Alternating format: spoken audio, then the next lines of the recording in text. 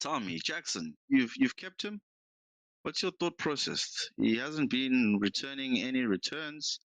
Why do you still have him in your team? Look, at the moment, it's as simple as it's part of the strategy. It's part of my plan. And the plan was to keep him up until after for this game week, you know. Then after the Bournemouth game, then I'll see what I'll do with him. So hopefully, fingers crossed, he does perform in this game. But if not, then yeah, it is his time to go. Simple as that. Excuse me. Foden, he's been a key player in your side, been giving you some points here and there. Are you not afraid of his minutes going into the Champions League as well as the transfers and being done now? Matheus Nunes coming back, injuries, Jack Grealish potentially coming back as well. Is Jack Foden a headache in your team? Yeah, look, with any Man City midfielder, it's a real headache for any FPL manager. So now with the addition of Nunes, yes, it is going to be even more of a headache. And now the Champions League, correctly, as you said, it's going to be even worse. So yeah, he would probably be my number one guy that I would probably look into actually making the transfer in the next, if not this week, then definitely the following week. Again, obviously, it would depend on, how each game goes, in terms of does he start the previous game or not, that type of thing.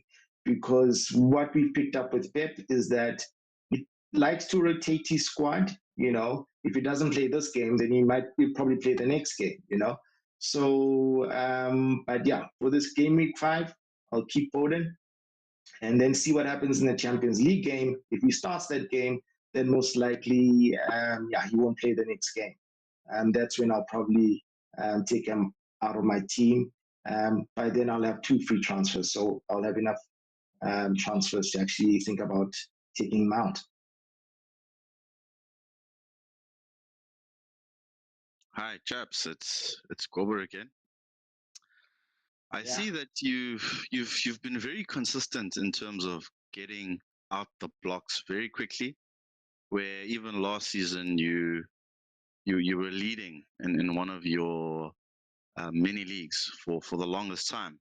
Unfortunately, you also suffered the same fate that Arsenal suffered, where right at the end you just couldn't keep up. So this season, what's your plan to maintain that momentum and ensure that what happened last season doesn't happen this season? Look, like you said, FPL is all about taking risks. I think end of last season, what really gave up my position was probably I took too many risks at the wrong time. I think that's what basically happened last season.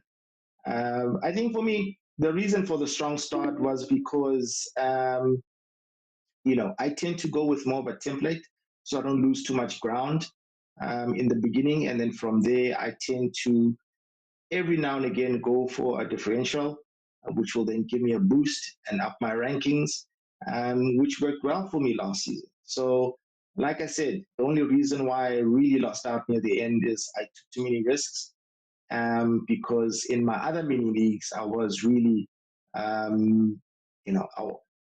was trying to beat certain people, and I was, doing things out of my comfort zone. So from that is the reason why in most of my mini leagues, I really dropped heavily in terms of my rank. No, thank you. Sure. Interesting question there. And Javi, so tell me, a lot of people are thinking of captaining a different person from Haaland this weekend.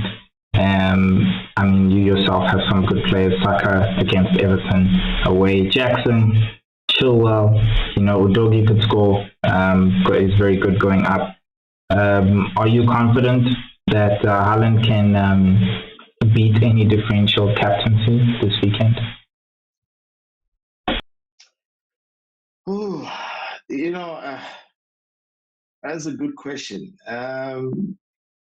With other teams having so many, good fixtures, it's going to be really difficult this weekend because Haaland is coming up, probably one of the good low block teams like West Ham. So it's going to be pretty hard for him. So there is a real good shout for having a different captain pick. But the problem is with Haaland is that he's such a high-owned player that the thought of him actually him scoring quite a number of points or a high number of goals and him being captained, it could really damage your rank. Even if your captain does well, for the mere fact that he has so many owners, it just seems unthinkable at the moment.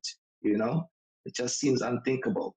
The only time I'd probably really, really have a hard look into not captaining him is if he played, maybe had a difficult fixture, like let's say, for instance, maybe an Arsenal or maybe even Liverpool, or a team like that. Then I would really think about not captaining him. But other than that, yeah, I think I'll stick with him. I'll stick with him for now. Sure. No, chaps. Okay, last one from me. What advice would you give to new FPL managers at this stage of the season?